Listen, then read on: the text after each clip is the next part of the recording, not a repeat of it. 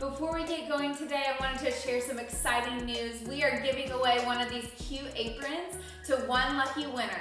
All you have to do to win is follow the instructions in our description below the video. We will choose one lucky winner on Sunday, July 19th. We hope you enjoy our video. Hello friends, we want to welcome you back to our kitchen at Sycamore Creek Family Ranch. My name is Courtney. And I'm Lisa. And we are back to bake with you today. We are so excited to have this opportunity to get to walk you through one of our favorite recipes. This is specifically one of our favorite summertime recipes. I know when I think of summertime, I think of pie. And one of my favorite pies is strawberry pie. So today we're gonna walk you through how to make a strawberry pie. So strawberry pie is actually a really great memory for me because I remember going to my grandma's house and going to a strawberry patch in her yard and picking strawberries. And she would make the most delicious strawberry pie. And my mother also made strawberry pie, and now I'm passing this recipe and tradition on to my daughter, Courtney. But the recipe we use might be a little bit surprising to you. It is a very old-fashioned recipe, and it is from Betty Crocker. But it's delicious, and that is what we're going to be sharing with you guys today. I am going to walk you through what ingredients you need for the crust for the pie.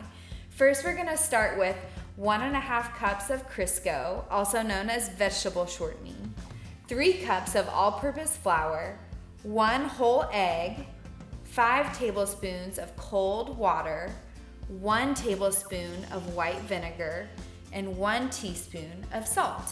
One extra thing we're using today as we make our pie crust is navy beans. So a lot of times they'll sell what's called a pie weight, and that will actually help the pie keep its shape, pie crust keep its shape as it's baking. But today, instead of that, we are using navy beans. And so we'll fill our pie crust with the beans to weigh it down and help keep its shape. All right, let's look at the utensils we'll be using today. You're going to need a mixing bowl, a pastry cutter, a rolling pin, measuring spoons, kitchen scissors, fork, knife, foil, measuring cup, and a pie plate.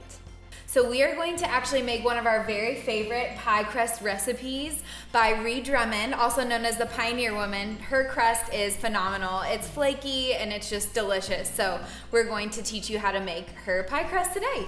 You're going to start today with putting your flour in your mixing bowl. And I want to just teach you real quick how to measure this out.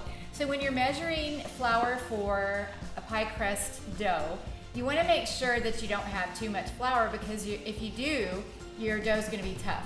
And so you need to measure very accurately. And so what we would just do, now this is all pre-measured and ready to go, but I'm just going to do this as an example.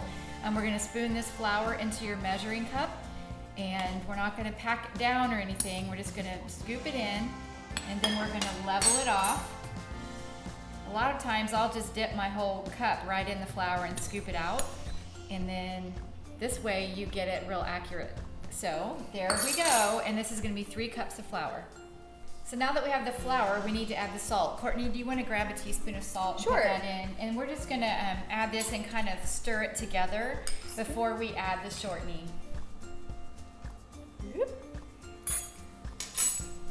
And we wanna stir with a fork and just kind of fluff it all together. So we got the salt in, and now we need to add the shortening. Courtney, do you want to cut this in to the Sure. flour? And Yeah. then, So cutting in, you're gonna use a Yes. pastry cutter. So it looks like this, and basically what you do is you take it and you kind of press it down and roll it a little bit.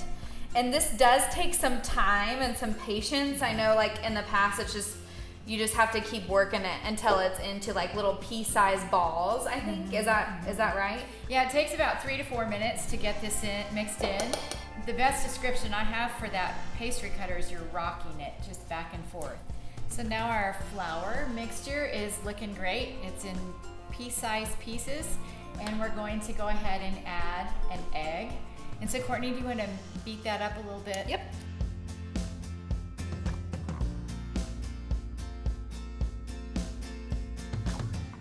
So once we add this to the flour mixture, we're going to start stirring with a fork. And so we're really just tossing the dough to get things moistened. Yeah, so we're just gonna do that real quick. And then Courtney, we also need to add 5 tablespoons of water. If you want to grab that, here's the tablespoon. Thank you. And then we can just... Can I go ahead and do it now? Yeah, and this is ice cold water. These are our cute little Pioneer Woman measuring spoons too that we love. Can you tell we like the Pioneer Woman? Ree, we love you. Okay, so we have 5 tablespoons of ice cold water and our dough is starting to come together. So let's add a tablespoon of vinegar to our dough. And vinegar is a great ingredient in pie crust because it impacts the gluten development and that makes the dough more tender. Okay, so our dough is ready. So our dough is ready to go and now we're gonna chill it. Chilling the dough is really important because when it's chilled, it has less of a tendency to tear when you're rolling it out and putting it in the plate. And so we're gonna chill that before we actually roll it out. And the key is just not to work the dough too much so it doesn't get tough. So we're just gonna try to make a little disc shape with this in the bag. And typically what you wanna do is make sure that the edges of the dough are smooth because when they're smooth, rolling your dough out is gonna give you a smoother dough. You will probably wanna have these in the refrigerator for about 2 hours just to make sure they're cold enough. And if you don't have time to finish your pie crust today, you can have these in the refrigerator for up to 1 to 2 days. If you are not going to be making the dough within 1 to 2 days, you need to freeze them and you can leave them in the freezer for up to 1 month. So our dough's been chilled, it's ready to roll out. Courtney, do you want to put a little bit of flour on the counter? And we're going to be careful not to put too much flour down because we don't want to get the dough tough. So we're going to just sprinkle a little dusting of flour usually is sufficient. Okay, Courtney, do you want to roll? Sure. And again, we're going to cover our rolling pin in flour as well. That's something else that's important to do before you're rolling out. So we've rolled the dough out and now we're going to put it in the pie plate. So I'm going to roll the dough onto the rolling pin as a way to pick it up and hopefully it's not going to tear up.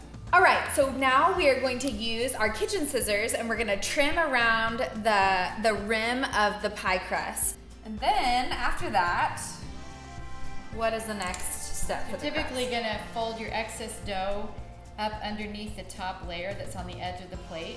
And kind of pinch it? Well, no, because what you want to do, maybe, yeah, to kind of pinch it, but you're going to want to stand it up if you're doing this kind of a crimp, and if you're doing a crimp with a design, you're going to lay it flat. Such as pushing a fork down on the edge of the dough, you're going to lay it flat. But we're going to do something different, so we're going to stand it up, if we can, with our minimal dough that we have here. So we're ready to bake our pie crust, but we're going to do one more thing before we put it in the oven. We're going to grab a piece of foil, place it on top of the pie, line the pie with it, the pie crust with the foil, and then we're going to add some dry beans. Are you ready for it? You want to pour those in? All of it? Yep. Just do it all. So this is basically acting like a filling, and it's going to weigh this down and help the crust stay in shape so that it doesn't slide down into the pan. So now that we have that in, we're ready to go and we can put this baby in the oven. You're gonna bake the pie crust in the oven at 400 degrees Fahrenheit for about 10 minutes. Now that we have our pie crust ready to go and baking in the oven, we're gonna talk through what is involved in creating the filling for our pie. So we're gonna start out with 6 cups of fresh strawberries. You need 1 cup of sugar, 3 tablespoons of cornstarch, a half cup of water, and 3 ounces of cream cheese. And that is all you need. Now let's look at the utensils you're going to need for your pie filling. You're going to need a 2-quart saucepan, a masher, a wooden spoon, and a paring knife. All right, now we're gonna move on and make the strawberry glacé, so kind of the filling for the pie. And creating the glacé is the first step in that process. So we're gonna put some strawberries in this white bowl and we're gonna mash them. And we're gonna mash enough strawberries to fill 1 cup in order to put it in our saucepan. So that's the first thing. I'm gonna have her take that over. And we're using just like a potato masher. That works just fine. So don't measure the strawberries until after you're done mashing them because it could get the proportions off a little bit. So for mashing these strawberries, it is really good to get some strawberries that are pretty ripe. So it's easier to smash them. All right, so we've got our strawberries crushed up, and we're gonna go ahead and measure 1 cup. While she is doing that, I'm gonna go ahead and turn our burner on underneath our saucepan to low. I would recommend starting it on low. And then I'm gonna go ahead and add our sugar and our cornstarch to start heating on this burner. I grab our spoon and give that a quick toss. And then after we toss that, oops, splattering everywhere. We're gonna go ahead and start adding our strawberries. Perfect. So I'm gonna just stir this pretty constantly. Look how pretty that looks. And y'all, cornstarch in recipes like this is ideal because it really helps it to thicken, and that's exactly what you want for this recipe. So now we're gonna add a 1/2 cup of water to this consistency. And we're gonna stir it in, stir it in, stir it in. And we're actually going to let this come to a boil. So I'm gonna turn the temperature up on this just a little bit. Again, gonna let this come to a boil and then we'll move it off and let it cool. So the key in letting it boil is you want it to thicken, and this is the mixture you're gonna pour over your strawberries in the pie shell. And so it's gonna thicken even as it cools. It's gonna become kind of a gel consistency. But as you're cooking it and boiling it, it's gonna thicken so that it becomes the right consistency for putting in the pie. One quick thing I wanted to say, if your pie pan is a little bit bigger in size, you can add a little bit more mashed strawberries, cornstarch, and water. So that's kind of up to you. If you feel like you want your pie, you wanna make sure your pie is filled and you maybe have a little bit bigger pie pan, then go ahead and add a little bit more. One of my favorite things to do is to make homemade whipped cream. It tends to be, I think, a little more tasty than just buying it from the store. Store-bought is fine if that's all you have, but I love to make it myself. So I'm gonna talk through the 3 specific ingredients that are involved in making homemade whipped cream. Heavy whipping cream, you need granulated sugar to sweeten it, and then some vanilla extract. And all of this is just eyeballed. You can do your best to figure out what proportions work best, but we will walk you through that in just a minute.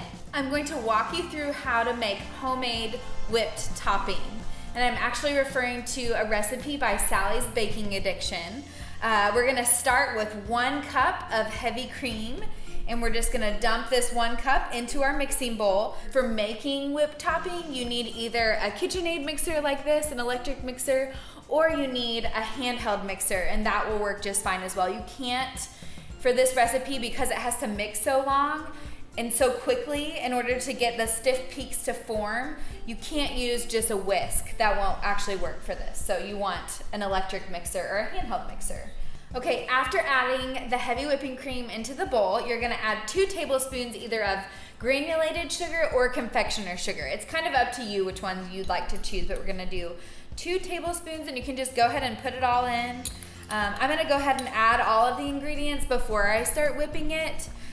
So add 2, and then you're gonna do the very last thing you need is 1/2 teaspoon of vanilla extract. So I recommend using pure vanilla extract, but if you have imitation, that is fine too. Turn it on, and we're gonna let it, once I start it, it's going to run for about 3 to 4 minutes until soft, stiff peaks form. So we'll watch it closely to make sure that those stiff peaks form.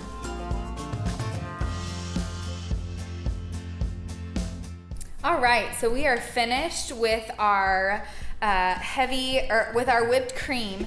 I wanted to say really quickly that it's important that you have your mixer on medium to high speed as it mixes, not on low speed, because if it's not quick enough, it won't make it happen. So as you can see here, it's sticking to our beater, which is a great sign. That means there's stiff peaks. So this is kind of what it should look like when you're finished.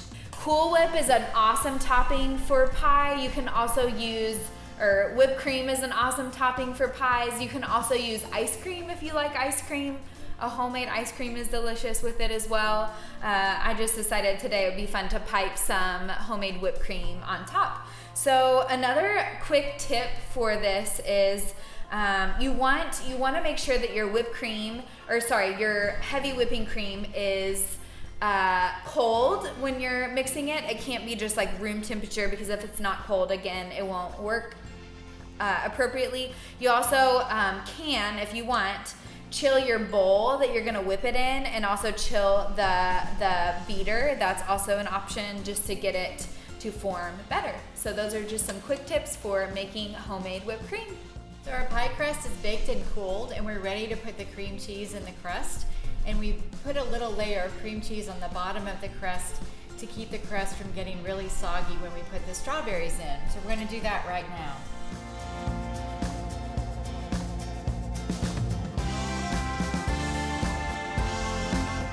So we're ready to put our strawberries in the shell, and what we want to do with strawberries is make sure we take the hull out, because the hull is pretty tasteless and it doesn't need to be in there.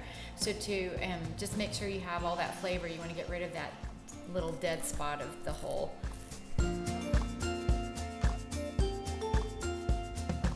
All right, we are almost done with our pie. It's looking so good. We have our strawberries in the crust, our whole strawberries.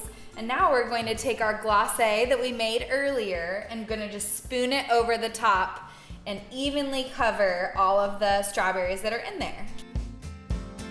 So after this, we're gonna let it chill for about 3 hours, is that right? So as it chills, the glacé will settle in and around the strawberries, so it will get more of a chance to kind of congeal and even thicken more than it is now, I would guess. So we've just pulled this yummy pie out of the refrigerator. It looks delicious, and we can't wait to dig in. So from here, if you want to cut on into it, you can cut a slice, and something I love to do, we talked about this earlier, but putting just a dollop of whipped cream on top of your slice, and maybe some mint leaves for garnish. That also looks really great. If you don't love whipped topping, you could also do ice cream if you like that. This treat is so fresh and delicious for summer.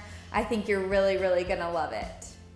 Thanks for joining us in the Sycamore Creek Family Ranch Kitchen. We had so much fun with you today and hope you enjoyed your time as well. We look forward to seeing you again soon. And until then, happy baking.